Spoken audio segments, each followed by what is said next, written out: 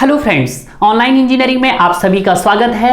तो आज हम डिस्कशन करेंगे अपना नेक्स्ट टॉपिक, और आज का जो मेरा टॉपिक है दैट इज फ्लोरिडेशन एंड डीफ्लोरिडेशंस। यहाँ पे अगर मैं इस टर्म को ही आपको बताता हूँ कि फ्लोरिडेशंस क्या होता है और डीफ्लोरिडेशंस क्या होता है, तो नाम में ही इसका सॉल्यूशन है कि फ्लोरिडेशन का मतलब होता है एक प्रकार का ये दोनों प्रोसेस है कि जब आपका फ्लोरिड का कंसंट्रेशन राइज हो गया या आपके फ्लोरिड का कंसंट्रेशन क्या हो गया, कम हो गया, तो उस कंडीशन में हम क्या करेंगे, फ्लोरिडेशन एंड डीफ्लोरिडेशन करेंगे। फ्लोरिडेशन का मतलब क्या होता है कि rising the fluoride content is known as fluoridation, और डीफ्लोरिडेशन का मतलब क्या होता है, रिड्यूसिंग द फ्लोरिड कंटेंट। तो इससे मतलब यह मिलता है कि ना तो सर हमारे पास फ्लोरिड ज्यादा होना चाहिए और ना ही हमारे पास फ्लोरिड कम होना चाहिए। क्लियर है? तो आइए बात करते हैं हम यहां पे फ्लोरिडेशन की। तो फर्स्ट पॉइंट, फ्लोरिडेशन क्या है, आपके पास एक प्रकार का प्रोसेस है।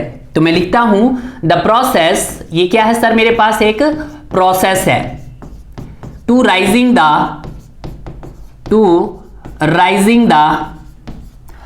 Fluoride to rising the fluoride content water is known as इसको बोला जाता है फ्लोराइडेशन। अगर आपको देखा जाए इंडिया में, जैसे आपका गुजरात हो गया, राजस्थान हो गया और आंध्र प्रदेश हो गया, मैं किसकी बात कर रहा हूं, आपकी उन एरिया की बात कर रहा हूं जहां पे आपका ये फ्लोरिडेशन एंड डीफ्लोरिडेशन की प्रॉब्लम रहती है। जैसे आपका हो गया गुजरात हो गया, गुजरात में भी ये प्रॉब्लम्स रहती है। आपके पास आंध्र प्रदेश एपी हो गया, आपके पास राजस्थान हो गया, ठीक है। यहां पे आपके पास ऑलमोस्ट 70 to 80% डिस्ट्रिक्ट किससे क्रिएट प्रॉब्लम रहती है, फ्लोरिडेशन एंड डीफ्लोरिडेशन से। 70 to 80% area is covered covered fluoride, ठीक है, कवर्ड फ्लोराइड कि 70 से 80% जो एरिया होता है उसका किससे कंसिस्ट है, फ्लोराइड से कनेक्टेड है। गुजरात हो गया, आंध्र प्रदेश हो गया और आपका राजस्थान हो गया। क्लियर है? पहला पॉइंट क्या बोलता है कि एक प्रकार का ये प्रोसेस है, rising the fluoride content water is known as fluoridation. तो फ्लोराइडेशन जो पोर्टेबल वाटर का होना चाहिए, ना तो सर वो 0 होना चाहिए और ना ही वो हाइयर होना चाहिए, neither be 0 nor be 1। Clear है? तो ये मैं लिख सकता हूं फ्लोराइड, सेकेंड पॉइंट कि जो आपके पास फ्लोराइड होना चाहिए, fluoride in the potable water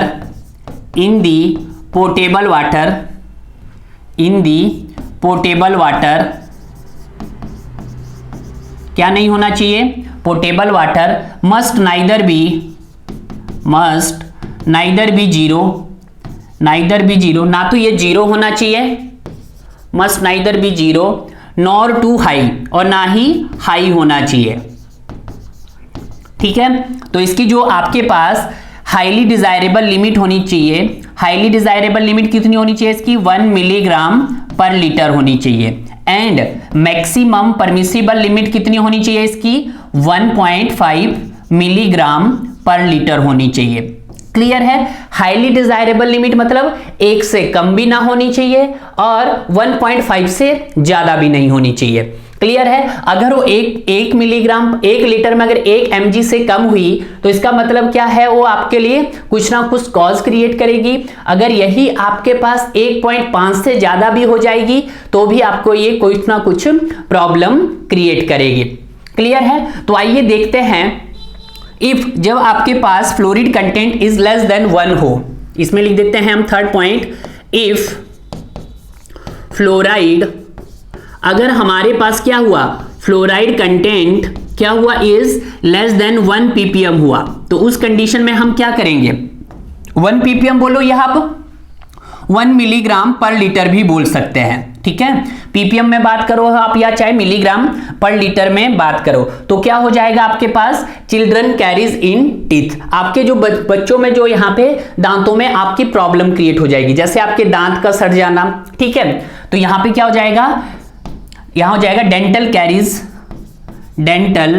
carries in children, dental caries in children. Clear है? अगर एक से कम हुआ तो इसका मतलब है ना तो सर ये कम होना चाहिए और ना ही ये ज्यादा होना चाहिए। अभी हम कम की बात करते हैं। उसके बाद फोर्थ पॉइंट क्या बोलता है कि जो फ्लोरीन होता है, फ्लोरीन क्या होता है आपके पास, does not occur in the form of elemental, इसकी कोई भी एलिमेंटल फॉर्म नहीं होती है, एलिमेंटल फॉर्म नहीं होती है। इट इज, ये क्या होता है आपके पास, हाईली रिएक्टिव होता है। इट इज हाईली रिएक्टिव, क्या होता है सर, हाईली रिएक्टिव होता है। ये पॉइंट से कहीं ना कहीं आपको यहां से क्वेश्चन देखने को मिलेंगे। पॉइंट नंबर 5, जब सर ये इसकी कोई एलिमेंटल फॉर्म नहीं होता तो किस फॉर्म में एग्जिस्ट करता है, ये फ्लोराइड्स की फॉर्म में एग्जिस्ट करता है। It exist in the form of, तो हम लिखेंगे it exist in the form of, किस फॉर्म में एग्जिस्ट करेगा आपके पास, फ्लोराइड की फॉर्म में एग्जिस्ट करेगा, फ्लोराइड्स की फॉर्म में एग्जिस्ट करता है। किसकी फॉर्म में एग्जिस्ट करता है, ये आपके पास फ्लोराइड्स की फॉर्म में एग्जिस्ट करता है। अब चलते हैं हम नेक्स्ट कि सर इसके सोर्स क्या क्या है। इसके अब देखना है हमने कि सोर्स ऑफ फ्लोराइड, सोर्स क्या रहते हैं और सर हम ऐसा क्या करें कि जो फ्लोरीड का कंटेंट आपके पास लेस देन 1 है उसको कैसे इंक्रीज करें। देखते हैं पहले इसके सोर्स ऑफ फ्लोराइड। तो सोर्स ऑफ फ्लोराइड हो सकता है आपके पास, फर्स्ट सोर्स हो सकता है दैट इज हार्ड रॉक। क्या हो सकता है, हार्ड रॉक्स आर फ्लोराइड। पहला सोर्स हो सकता है हार्ड रॉक आर फ्लोराइड, ठीक है, ये भी आपके पास सोर्स हो सकता है फ्लोराइड, ठीक है, hard rock are fluoride. Second हो सकता है हमारे पास, सेकंड क्या हो सकता है आपके पास, एपेटाइट। क्या हो सकता है, एपेटाइट हो सकता है, ठीक है। और थर्ड क्या हो सकता है आपके पास, थर्ड हो सकता है सायोलाइट,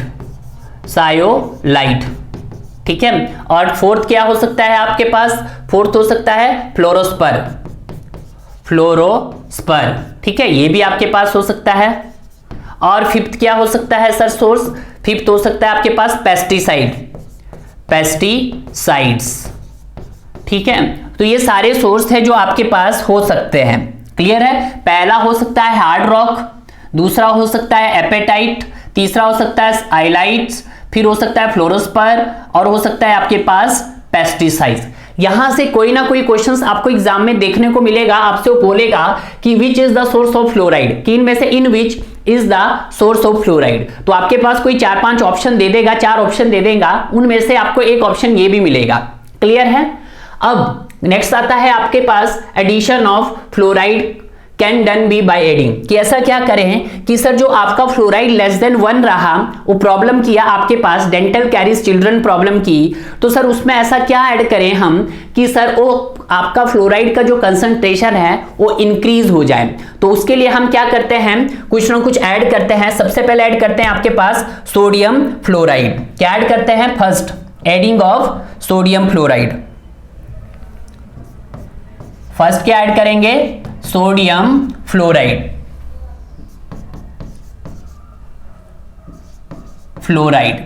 ठीक है। और सेकंड क्या ऐड करेंगे, देखते हैं, लिख देता हूं मैं आपके पास, सोडियम सिलिको फ्लोराइड,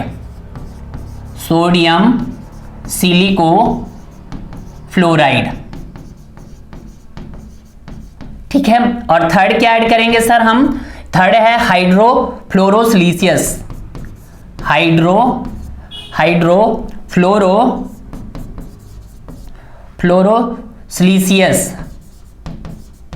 हाइड्रोफ्लोरोसिलिसियस एसिड, ठीक है। तो आपको ये चीज ऐड करनी पड़ेगी। कौन कौन सी चीज ऐड करनी पड़ेगी सर, सबसे पहले आपको ऐड करना पड़ेगा यहां पे सोडियम फ्लोराइड, तो उससे भी क्या होगी आपके पास, फ्लोराइड की कंसंट्रेशन इंक्रीज हो जाएगी। दूसरी सोडियम सिलिको फ्लोराइड, ठीक है, तो यहां पे आ जाएगा silico fluoride, sodium silico CO, ठीक है, दैट इज सिलिको फ्लोराइड। और लास्ट में आपको ऐड करना पड़ेगा दैट इज हाइड्रोफ्लोरोसिलिसियस एसिड, ठीक है, अब ध्यान दीजिएगा, इसका जो केमिकल नेम है आपके पास सोडियम फ्लोराइड का, दैट इज NaF। क्या नाम है इसका सोडियम का? NaF। तो that is NaF।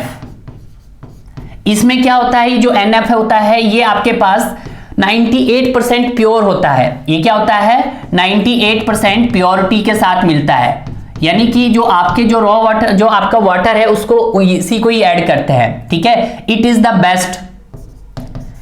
The best for water supply, for the water supply.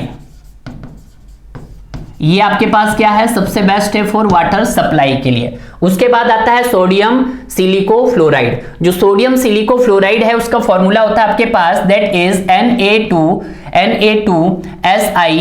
Na2SiF6। Clear है? ये जो होता है आपके पास कलरलेस टू व्हाइट सॉलिड होता है। ये क्या होता है? कलरलेस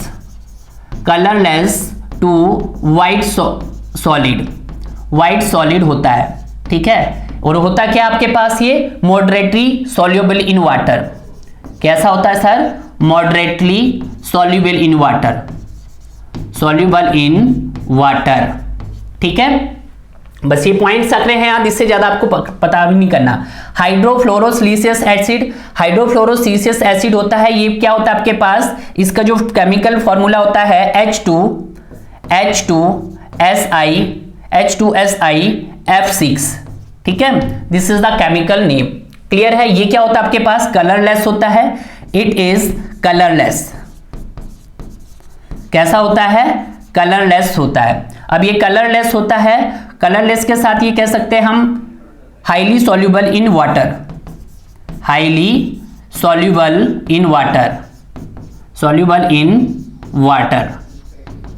ठीक है। एक बात क्लियर हो गई है आपके पास। उसके बाद एक पॉइंट यहां पे याद भी रखना कि it is added in the form of, कि आप इसको एक पाउडर फॉर्म में भी ऐड कर सकते हैं और एक सॉल्यूशन फॉर्म में भी ऐड कर सकते हैं। तो भी ये पॉइंट लिख लीजिएगा आप नोट पॉइंट में। इट इज एडिड, इसको आप ऐड कर सकते हैं इन द फॉर्म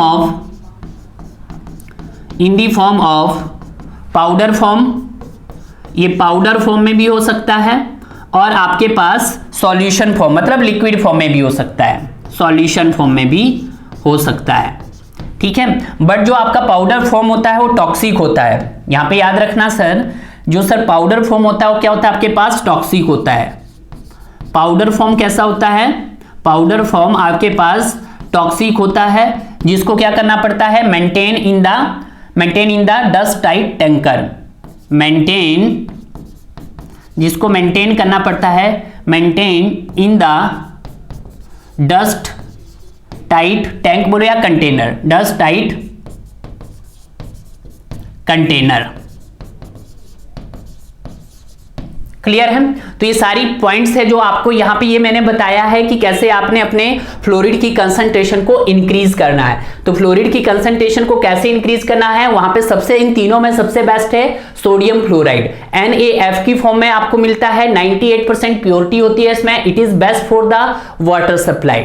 उसके बाद होता है सोडियम सिलिको फ्लोराइड, Na2SiF6 की फॉर्म में होता है। ये कलरलेस टू व्हाइट सॉलिड होता है, मॉडरेटली सॉल्युबल होता है वाटर में। उसके बाद आता है हाइड्रोफ्लोरोसिलिसियस एसिड, जो फॉर्म होता है H2SiF6। ये भी क्या होता है? कलरलेस होता है, हाईली सॉल्युबल इन वाटर होता है। अब जो जितने भी आपके पास ये फ्लोरिड को ऐड करने के लिए जितने भी केमिकल्स दिए हैं, ये आपके पास या तो पाउडर फॉर्म में होंगे या आपके पास सॉल्यूशन फॉर्म में होंगे। क्लियर है? पाउडर फॉर्म में होगा तो टॉक्सिक होता, जिसको मेंटेन करना पड़ेगा एक डस्ट टाइट कंटेनर के अंदर। वेरी वेरी इंपॉर्टेंट है, क्योंकि यहां से एग्जामिनर आपसे क्वेश्चन फ्रेम करता है। क्लियर है? उसके बाद आपने यहां पे देखा कि सर ये इंडिया का मोस्टली आपका गुजरात हो गया, आंध्र प्रदेश हो गया और राजस्थान हो गया, जहां पे सबसे ज्यादा फ्लोराइड पाया जाता है 70 to 80%। वहां के वाटर में क्या पाया जाता है? सबसे ज्यादा फ्लोराइड पाया जाता है। क्लियर है। उसके बाद फ्लोरिडेशन देखा आपने कि फ्लोरिडेशन एक प्रकार का प्रोसेस है राइजिंग द फ्लोरिड कंटेंट, कि जब आपके फ्लोरिड की कंटेंट बढ़ जाए, ठीक है, is known as fluoridation. Fluoride in the portable water must neither be zero और नॉर बी हाई, कि यह ना तो जीरो होनी चाहिए और ना ही हाई होनी चाहिए, यानी कि हाईली डिजायरेबल लिमिट 1 मिलीग्राम पर लीटर और मैक्सिमम परमिसिबल लिमिट 1.5 मिलीग्राम पर लीटर। इफ अगर फ्लोराइड कंटेंट आपके पास लेस देन 1 ppm हुआ, मतलब 1 ppm हुआ, तो इसका मतलब वहां पे डेंटल कैरीज इन चिल्ड्रन हो जाएगा। अगर यही फ्लोरिड जो फ्लोरीन होता है, fluorine does not occur in the elemental form, fluorine की कोई भी एलिमेंटल फॉर्म नहीं होती, इट इज हाईली रिएक्टिव होता है, because it is highly reactive. It exist in the form of fluorides, ये किसकी फॉर्म में एग्जिस्ट होता है, आपका फ्लोराइड्स की फॉर्म में एग्जिस्ट होता है डियर। तो आइए दोस्तों अब हम नेक्स्ट पढ़ते हैं अपना डीफ्लोरिडाइजेशंस। तो डीफ्लोराइडेशंस में हमने क्या देखा कि इससे पहले फ्लोराइडेशंस में क्या देखा कि आपका वहां पे क्या कर रहा था, फ्लोराइड की कंसंट्रेशन राइज कर रही थी, तो उस प्रोसेस को बोलते हैं हम फ्लोराइडेशंस। डीफ्लोराइडेशंस भी एक प्रकार का प्रोसेस है, इसमें हम क्या करते हैं देखिएगा, it is the process to reducing the fluoride concentration, यानी कि डीफ्लोराइडेशंस में आप क्या करते हैं, फ्लोराइड की कंसंट्रेशन को डिक्रीज कर देते हैं, ठीक है, in the water, is known as defluoridations. कहीं ना कहीं जो ये डीफ्लोराइडेशन होता है ये भी आपके लिए कॉज क्रिएट करता है, कब, जब ये अपनी परमिसिबल लिमिट से ज्यादा हो।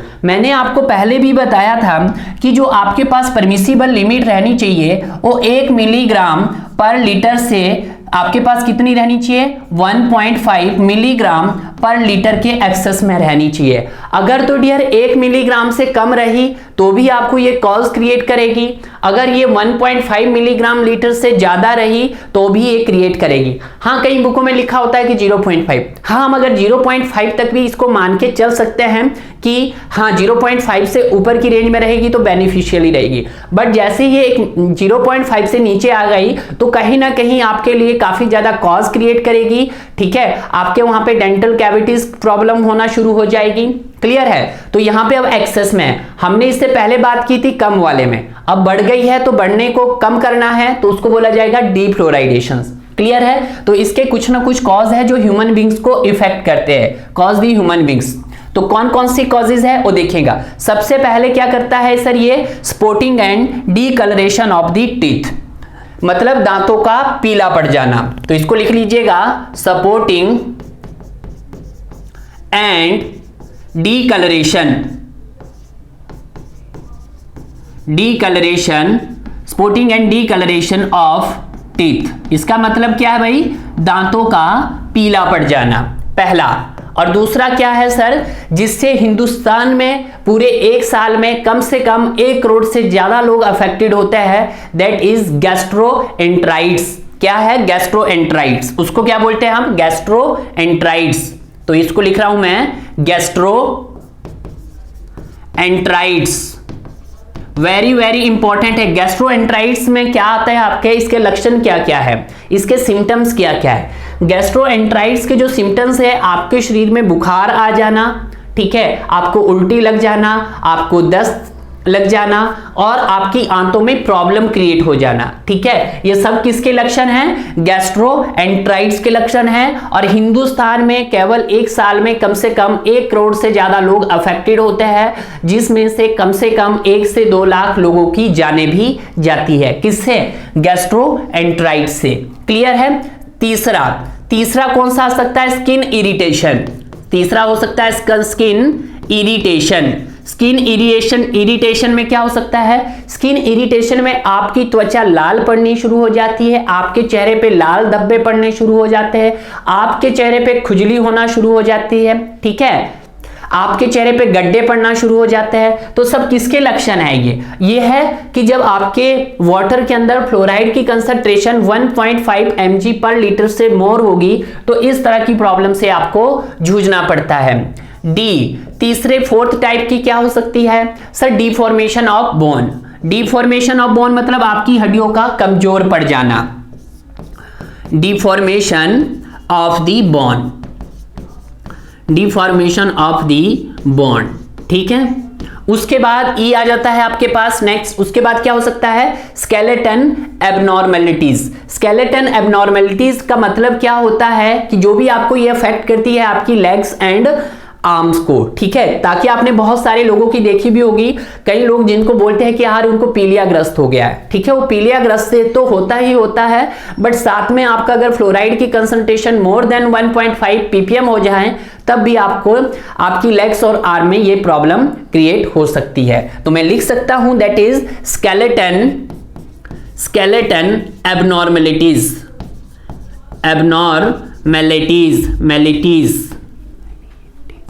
ठीक है। तो ये प्रॉब्लम्स है जो अक्सर आपके पास देखी गई है। क्लियर है? तो सारी की सारी जो भी है फ्लोराइड की कंसंट्रेशन को कम करना ही हमारा डीफ्लोराइडेशन कहलाता है। अगर ये एक्सेस में होता है तो इससे हम क्या करेंगे, स्पॉटिंग द डीकलरेशन ऑफ, दांतों का पीला पड़ जाना, आपकी आंतों में प्रॉब्लम क्रिएट करना है, दस्त लगना, उल्टी लगना, ठीक है, ये प्रॉब्लम होती है गैस्ट्रोएंटराइटिस। उसके बाद स्किन इरिटेशन, त्वचा का लाल पड़ जाना, डिफॉर्मेशन ऑफ बोन, हड्डियों का कमजोर हो जाना, skeleton abnormalities, it affect the arm and leg. तो ये भी लिख देता हूं मैं, किसको अफेक्ट करती है सर, आपके आर्म और लेग को अफेक्ट करती है, ठीक है। बस ये हो गया, आर्म एंड लेग को अफेक्ट करती है। अब देखते हैं सर इसका जब ये कंसंट्रेशन इतनी ज्यादा बढ़ रही है तो इसको सर कैसे कंट्रोल किया जाए। तो इसके लिए कुछ मेथड और कुछ टेक्निक है जिनके थ्रू हम क्या कर सकते हैं, अपनी फ्लोराइड की कंसंट्रेशन को कम कर सकते हैं।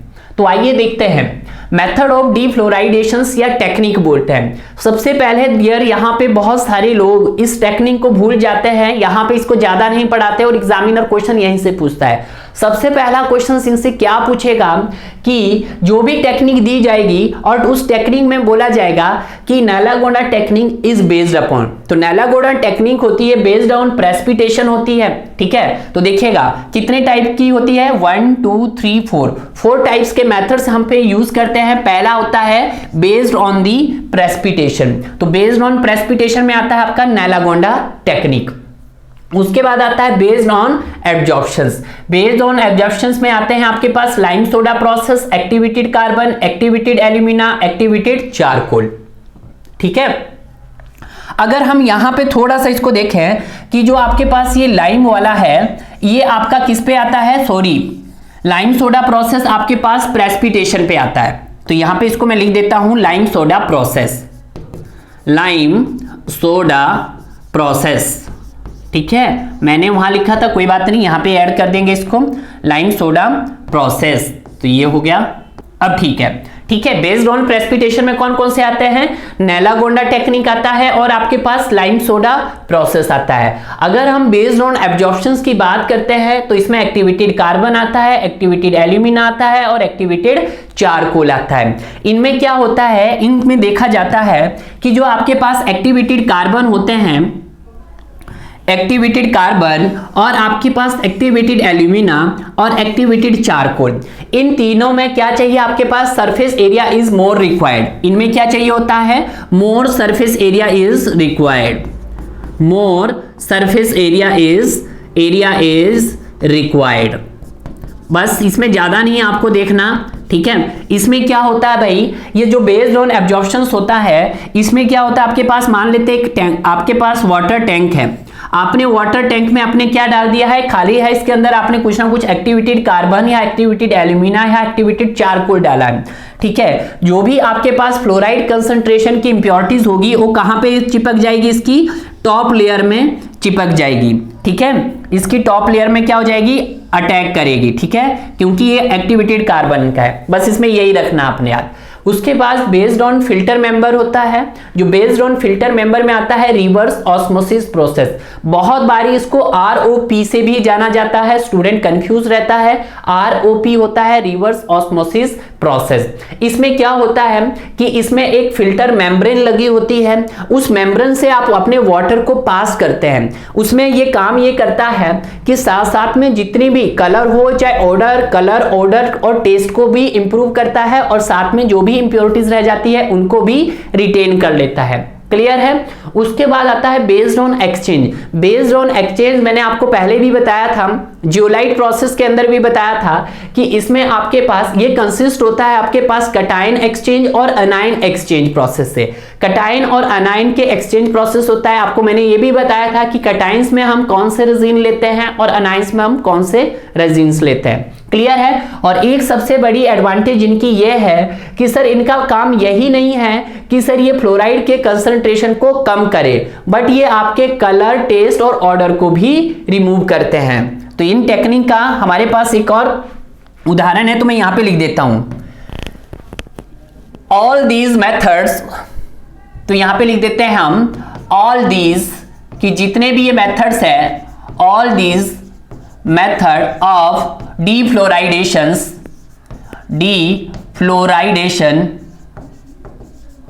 कि जितने भी ये मेथड है डेशन के to reduce fluoride concentration, to reduce fluoride concentration and also improve taste, color and order। ठीक है। ये जो टेक्निक है आपका जरूरी नहीं है कि आपका डीफ्लोराइडेशन मतलब रिड्यूस करेगा फ्लोरीड की कंसंट्रेशन को, बट साथ में आपका इंप्रूव करेगा टेस्ट, कलर एंड ऑर्डर को भी। क्लियर है। तो आइए अब यहाँ पे हम एक ही टेक्निक पढ़ेंगे, दैट इज नेलागोंडा टेक्निक। यही आपसे, क्योंकि लाइम सोडा प्रोसेस मैंने आपको ऑलरेडी बता दिया था, ठीक है। उसके बाद मैंने रिवर्स ऑस्मोसिस आगे आएगा, उसको मैं आपको कवर करवा दूंगा। बेस्ड ऑन एक्सचेंज प्रोसेस आपका पहले ही कवर हो गया है, ठीक है। एक्टिवेटेड कार्बन, एक्टिवेटेड एल्यूमिना और एक्टिवेटेड चारकोल, बस आपको इसमें यह है कि सरफेस एरिया सर ज्यादा रिक्वायर्ड होता है और जितनी भी इंप्योरिटीज होती है वो इसके टॉप सरफेस पे क्या कर जाती है, चिपक जाती है, और उसको हम बाद में इजिली क्या कर पाते हैं, रिमूव कर लेते हैं। ठीक है। अब आता है ये मैकेनिज्म है आपके पास, मैकेनिज्म ऑफ नेलागोंडा टेक्निक। अगर इस नेलागोंडा टेक्निक की बात करते हैं तो ये जो प्रोसेस है बिल्कुल आपका जिस तरह से आपका रॉ वाटर ट्रीटमेंट का प्रोसेस चलता है, ये भी कुछ इसी प्रकार से चलता है। देखिएगा यहां पे आपके पास मैंने क्या किया है सर, ये आपके पास है फ्लैश मिक्सिंग। यहां पे जो है आपके सर्कल दिखाई दे रहा है, this is the flash mixing. तो यहां पे लिख दे रहा हूं मैं sir, that is flash mixing.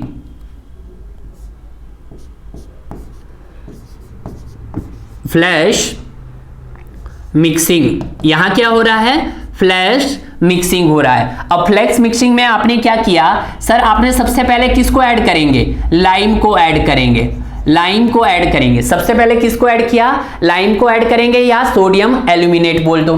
Lime के बाद आप अब देखिए, जब आपने सर लाइम को ऐड किया तो लाइम को आपने कैसा ऐड करना, विगरसली, काफी फास्ट करना।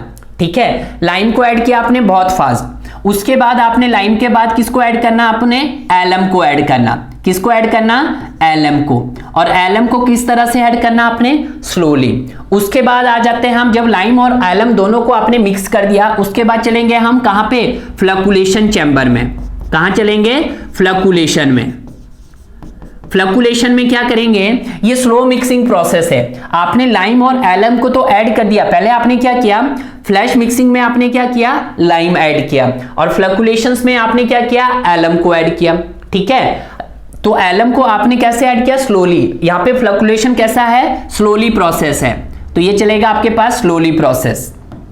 तो ये देखिएगा, ये है सर हमारे पास फ्लैश मिक्सिंग, ये हमारे पास फ्लक्युलेशंस, और फ्लक्युलेशंस के बाद सर हम कहां जाएंगे, सेडिमेंटेशन टैंक में। फ्लक्युलेशन के बाद सर कहां जाएंगे हम, सेडिमेंटेशन टैंक में। तो ये लिख लीजिएगा आप कहां जाएंगे सर, सेडिमेंटेशन टैंक में। और सेडिमेंटेशन टैंक के बाद कहां जाएंगे सर हम, फिल्टर में। फिल्टर, और फिल्टर के बाद ये क्या लगा आपके पास, वाटर टैंक। ठीक है, जहां पे आपका पानी हो रहा है, वाटर टैंक, वाटर टैंक। और वाटर टैंक के बाद क्या हो गया आपने, क्लीन वाटर टैंक। अब उसके बाद कहां पे आइए, वाटर टावर। वाटर टैंक बोलो या आप इसको वाटर टावर बोल दो, जिसको हम एलिवेटेड रिजर्वायर बोलते हैं। और बाद में आ गया clean water tank, clean water tank. ठीक है, देखिएगा पहले आपने लाइम और ऐड को फास्ट मिक्स किया, उसके बाद आप फ्लक्चुएशन गए। फ्लक्चुएशन कैसा प्रोसेस है, स्लोली है। उसके बाद सेडिमेंटेशन टैंक। अब सेडिमेंटेशन टैंक में आपने क्या किया सर, यहाँ पे ब्लीचिंग पाउडर को ऐड किया, ये भी याद रखना। यहाँ पे क्या किया सर, आपने ब्लीचिंग पाउडर को ऐड कर दिया, बीपी को, BP means bleaching powder, BP means क्या हो गया, ब्लीचिंग पाउडर। अब ब्लीचिंग पाउडर से क्या किया कि जो भी आपका यहाँ पे ब्लीचिंग पाउडर से पास होके फिल्टर हुआ, और फिल्टर की जो आपको ऊपर पानी दिख रहा है सुपरनेटेंट पानी, ठीक है, सॉरी ब्लीचिंग पाउडर, यहाँ पे सेडिमेंटेशन टैंक के ऊपर जो आपका सुपरनेटेंट वाटर होगा, उस सुपरनेटेंट वाटर को आप कहां पे पास कर दोगे, अपने फिल्टर में पास कर दोगे। फिल्टर से वो पानी आपका क्लीन हो जाएगा। उसके बाद आप उसको पाइप के थ्रू कहां ले जाओगे, वाटर टावर में। वाटर टावर के बाद कहां ले जाओगे, क्लीन वाटर टैंक में। एक बार फिर से समझा देता हूं। यहां पे क्या किया आपने, फ्लैश मिक्सिंग में आपने क्या किया, लाइम और एलम को ऐड किया। फ्लैश मिक्सिंग में क्या किया सर, आपने लाइम और एलम को ऐड किया। अब देखिएगा, जब आपने सर यहाँ पे लाइम ऐड किया, तो लाइम ऐड किया आपने बिल्कुल फास्ट मिक्सिंग, आपकी विगरसली मिक्सिंग होनी चाहिए, जिसका डिटेंशन टाइम है, लाइम को ऐड करने का टाइम है आपको 1 से 2 मिनट। उसके बाद आपने एलम डाला, एलम को ऐड किया आपके पास, जिसका डिटेंशन टाइम है आपके पास कितना, 9 से 10 मिनट, क्योंकि ये स्लोली होगा। जब आपने लाइम डाला तो फास्टली करेंगे, बट जब आपने एलम डाला तो एलम का क्या होगा, स्लोली प्रोसेस हुआ। उसके बाद आपने फ्लक्चुएशन, फ्लक्चुएशन में आप फ्लॉक बनाएंगे, फ्लॉक बन जाने से उसको पास करेंगे अपने सेडिमेंटेशन टैंक में। अब सेडिमेंटेशन टैंक में भी क्या होगा, आप ब्लीचिंग पाउडर ऐड करेंगे। ब्लीचिंग पाउडर क्यों ऐड करेंगे कि हो सकता है कि लाइम और एलम से अभी भी कुछ ऑर्गेनिक इंप्योरिटीज ऐसी है जो आपकी खत्म नहीं हुई, तो आपने उसको क्या डाल दिया यहाँ पे, ब्लीचिंग पाउडर। ब्लीचिंग पाउडर डालने से जितना भी आपके पास यहाँ पे स्लज फॉर्म हुआ आपके बॉटम में, तो जितना भी स्लज था वो तो बॉटम में रह गया। सुपरनेटेंट वाटर को पास कर दिया आपने किस में, फिल्टर में। यहां पे जो ऊपर वाटर रहता है वो कौन सा वाटर रहता है, सुपरनेटेंट, सुपरनेटेंट वाटर। कौन सा वाटर, सुपरनेटेंट, सुपरनेटेंट वाटर। ठीक है, अब सुपरनेटेंट वाटर आपने पास किया किससे, अपने फिल्टर में, और फिल्टर के बाद उसको कहां पे ले गए, उसको आप एक पाइप के थ्रू कहां ले गए, हम वाटर टावर में। वाटर टावर से वही पानी हम क्लीन होके दोबारा से आया आपके पास। हाँ सर, आपने फिल्टर के बाद सॉफ्टनिंग नहीं की, करना चाहो तो कर सकते हो, नहीं करना चाहो तो मत कीजिए। ठीक है, सॉफ्टनिंग, सॉफ्टनिंग के बाद आ जाएगा आपका क्लीन वाटर टैंक। तो इस तरह से हमने क्या कर दी सर, ये अपने प्रोसेस को कंप्लीट कर दिया। तो आपको यहाँ पे नेलागोंडा टेक्निक में ये चीज देखने को मिली होगी कि नेलागोंडा टेक्निक इंक्लूड्स कोगुलेशन भी हो रहा है, इसमें कोगुलेशन भी हो रहा है। कोगुलेशन में क्या हो रहा है, फ्लक्चुएशन, फ्लास्ट मिक्सिंग, ये सब कोगुलेशन तो है। सेडिमेंटेशन भी हो रहा सर, डिसइंफेक्शन भी हो रहा, एंड डीफ्लोराइडेशन भी हो रहा। तो यहीं से एग्जामिनर एक क्वेश्चंस बनाता है। क्वेश्चंस क्या है, आप देखिएगा कि नेलागोंडा टेक्निक्स,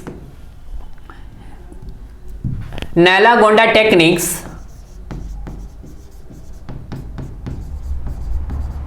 जो नेलागोंडा टेक्निक्स इंक्लूड्स फ्लोइंग पैरामीटर्स। कौन कौन से पैरामीटर्स होते हैं भाई इसमें, ये देखना है।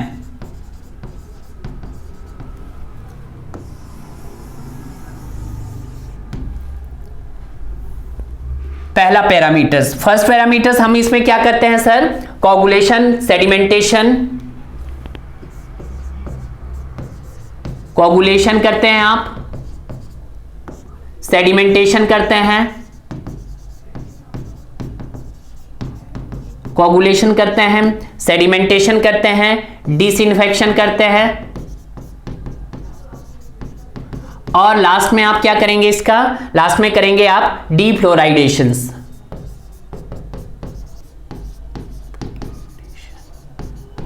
अब ठीक है, क्लियर है, तो ये बातें आपको सबको पता होनी चाहिए। ठीक है, अब नेलागोंडा टेक्निक्स के कुछ इंपॉर्टेंट लिख देते हैं। इसमें आप सबसे फर्स्ट स्टेज पे क्या करते हैं, फर्स्ट स्टेज पे क्या करते हैं, फर्स्ट स्टेज में हम करते हैं सर एलम को ऐड करते हैं, एलम को सॉरी लाइम को ऐड करते हैं।